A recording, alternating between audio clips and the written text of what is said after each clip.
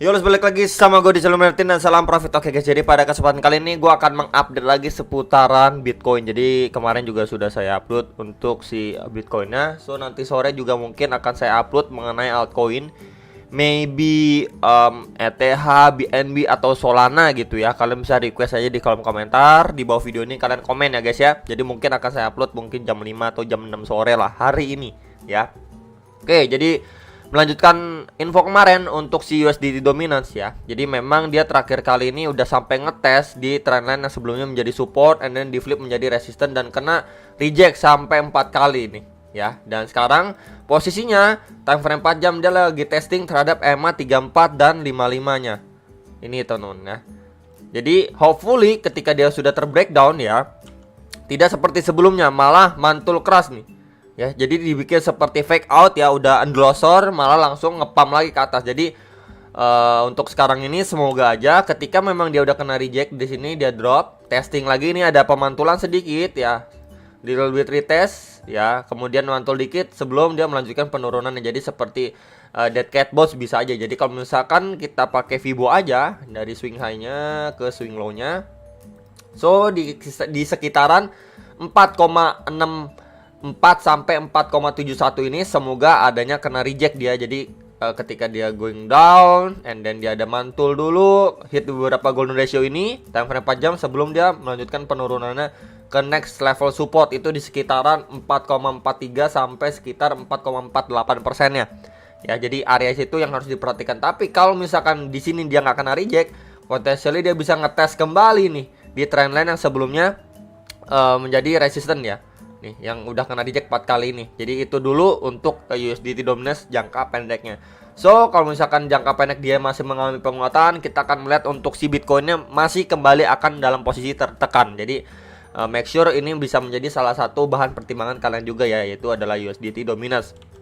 Oke, jadi next ini adalah Bitcoin dominance. Jadi time frame 4 jamnya ini kurang bagus sekali. Kemarin sudah saya sempat sampaikan juga. Memang ketika dia retest di EMA 34 dan 55 ini, harapannya ya dia makin glosser gitu ya. Ya dia bikin makin turun gini ya, tapi dibikin seperti fake out langsung rebound. Bahkan dia ngebreak ya level resistance sebelumnya. Di kotak warna hijau yang sudah saya tandain ini tuh di sekitaran 42,06 sampai 42,23% ya. Dia nge-spike sampai ke 42,39% malah. Makanya altcoinnya itu nggak terlalu gimana gitu ya waktu Bitcoinnya naik. Jadi ini sangat disayangkan ya. So ketika dia kena reject ini, potensially untuk jangka pendeknya ya dia akan dites kembali terhadap EMA 34 dan 55-nya ini. Nah, garis warna merah dan biru ini. Nah, tinggal kita lihat apakah retestnya seperti sebelum-sebelumnya, dibikin fake out seperti ini lalu lanjut rebound ya. Kalau misalkan dia kejadiannya seperti itu ya, altcoinnya makin tertahan nah, atau bahkan juga bisa tertekan ya. Makanya ini area yang krusial kembali untuk si Bitcoin dominance. Tapi kalau misalkan dia malah endorser seperti ini ya, sampai ke titik support terkuat di kisaran 41,35%, jadi kurang lebih altcoinnya ya mendapatkan napas lah ya. Cuman dengan catatan Bitcoinnya itu jangan ngedam gitu teman-teman ya. Jadi ini sekilas aja untuk Bitcoin dominance ya. Untuk jangka pendeknya perlu diperhatikan untuk EMA 34 dan 55-nya terlebih dulu gitu. Support terkuat masih di kisaran 41,35% ya. Jadi di range bawah ini masih menjadi support kuatnya untuk si Bitcoin dominance nih, atau dominasi si Bitcoin nih. Nih saya tandain aja di sekitar area ini. Oke, jadi overall memang dia masih sideways aja. Cuman kita lihat dari pergerakan terakhir ini cukup mengkhawatirkan untuk altcoin.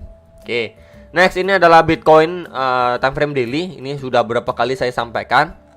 Jadi memang terakhir kali saya sampaikan kemarin, memang ada kecenderungan kalau misalkan kita melihat daily candle seperti sebelumnya, ini ada kemiripan ya. Balok besar merah, bearish candle merah, and the nextnya itu bullish candle ya. Bullish candle cenderung lebih kecil ya dibandingin bearish candle-nya. And then nextnya itu masih ada kemungkinan lagi dia membentuk yang namanya bullish candle. Nah, jadi ini ada kemiripan ya. Dan pas juga kalau misalkan kita berbicara mengejar max span di kisaran $41.000. Jadi kemarin sudah saya sampaikan maybe ya dia bikin seperti jarum ke atas gitu ya, atau tail candle ke atas gini. terus tertekan kembali. Cuman dalam tanda kutip mengejar area $41.000 untuk max spend di Bitcoin ya. Jadi dia ini kemarin nge-spike sampai 40.300-an, kemudian ketahan atau tertekan kembali. And then next candle kemarin sudah saya sampaikan untuk berhati-hati, bisa aja next candlenya itu berwarna merah seperti ini ya tuh. Nah, jadi balok besar, terus the nextnya itu bullish, kemudian bearish candle. Jadi ini yang harus diperhatikan atau diwaspadai. Ketika memang dia udah kena reject seperti ini, apakah ini akan dibawa turun lagi sedalam-dalamnya ke kisaran 37.400-an sampai, atau di loss point terakhirnya di kisaran 37.600-an dolar. Nah, di kisaran area itu kita bisa lihat juga ini ada trendline support warna hijau yang sebelumnya juga berfungsi ya untuk menjadi support atau tahanan si pergerakan Bitcoin time frame daily untuk outlook yang ini. Ya, jadi untuk jangka pendeknya bisa diperhatikan terlebih dahulu itu untuk skenario terburuknya. Ya, jadi seolah-olah dia udah breakdown ya di sini. Breakdown, kemudian dia going up lagi. Ya, cuman dibikin sedikit masuk ya terhadap trendline support yang warna biru ini, kemudian tertekan kembali untuk drop lanjutan. Itu yang harus diwaspadai. Tapi kalau misalkan and the next the next bullish candle-nya ini malah dia mampu masuk lagi and then close di atas 40.500-an dolar, ini dia close di atas itu bisa ada indikasi cukup positif untuk si Bitcoin bisa melanjutkan penguatannya kembali ya. Jadi itu dulu yang harus diperhatikan sebelum kita berbicara next target resistance seperti 41.500, 42.000 dolar dan lain sebagainya ya. Jadi bisa diperhatikan untuk area terdekat yang tadi sudah saya sampaikan khususnya secara daily time frame-nya. Oke. Next ini untuk 4 jamnya. Memang kemarin sudah saya infokan ini adalah resistance yang kuat ya di kisaran 40.600-an dolar. Dia kena reject cukup kuat di area situ, kemudian dia drop and then memantul di kisaran area yang sudah saya kotakin warna hijau ini. Ketika dia mengalami pemantulan, sudah saya infokan adanya confluence of resistance yang saya kotakin atau rectanglein warna merah ini. Di situ ada Fibo 50% sampai retracement 0,6-nya itu, dan juga sebelumnya berfungsi menjadi support atau tahanan dari pergerakan si Bitcoin sebelumnya. Ini time frame 4 jam ya. Itu di sekitar 39.200-an sampai 39.600 dolar ya. The next resistance lagi kita bisa pakai juga untuk area terakhir, dia berfungsi menjadi support di sini ya, support and then resistance dari pergerakan Bitcoin sebelumnya itu di sekitaran 39.900-an dolar, sekitar area itu. Ya, jadi itu bisa dipergunakan untuk jangka pendeknya. And then kita memang mendapati dia rebound, bahkan ngetes nih. Yang ngetes area next target resistance di kisaran 39.900-an dolar. Kita bisa lihat di sini adanya 3 candle tail candle bagian atas ya. Ini 1 2 3-nya itu, atau kita bisa bilang juga jarum ya, jarum ke atas. Lalu dia belum bisa berhasil close candlenya di atas area 39.900-an dolar ini. Nih, belum berhasil close di atasnya. Kita bisa lihat nih, persis tertekan di bawahnya, terus lanjut mendelosor nih. Ya, jadi memang sekarang ini dia ngetes kembali area krusial yang sebelumnya menjadi support nih. Sebelumnya jadi support, ketika dia drop going up ya, mampu di break and then di flip menjadi support kembali. Jadi memang di sekitaran 39.200-an sampai sekitar 39.500 dolar lah, itu adalah area yang cukup penting untuk si Bitcoin. Apakah dia benar-benar mampu untuk bertahan di area situ? Kalau misalkan dia mampu ya, jadi kurang lebih dia udah mantul, kemudian dia koreksi wajar, retest ya. Kalau misalkan dia mampu bertahan di area sini ya, potensi dia bisa melanjutkan penguatannya atau setidaknya testing lagi di next target strong resistance sebelumnya di sekitaran 40.600-an dolar. Kita bisa lihat di situ sebelumnya ada 2 kali kena reject yang cukup kuat. Jadi adanya kemungkinan seperti ini nih. Dia koreksi wajar dulu. Kalau memang dia mampu bertahan ya, dia bisa going up lagi ngejar next target resistance. Nah, tinggal kita lihat nih, apakah sekali lagi dia kena reject kuat lagi atau tidak.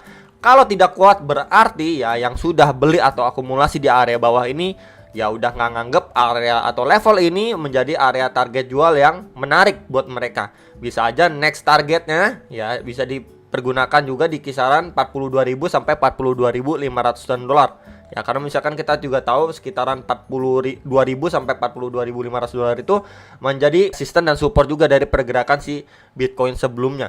Ya, jadi itu dulu teman-teman yang bisa diperhatikan untuk si Bitcoin jangka pendeknya. Ini dulu aja ya yang concern kita untuk jangka pendek, ini dulu aja sebelum kita ngomongin 42.000 dolar. Nah, kemudian kalau misalkan dia retest yang nggak kuat, ya potensi dia bisa endlosor lagi sedalam-dalamnya, testing di loss point sebelumnya, dan berpotensi juga membentuk yang namanya double bottom. Nah, itu adalah salah satu bullish pattern ya, double bottom. Jadi seperti huruf V, ini bottom ke satu, and then ini potentially bottom kedua. Kalau saja di area sini dia nggak mampu mempertahankan posisinya, ya, atau ya tertekan kembali ya. Ya, jadi itu untuk skenario yang harus kita prepare bersama-sama ya. Nah, kalau misalkan dia double bottomnya juga fail ya, dia bisa sedalam-dalam testing di trendline supportnya ini.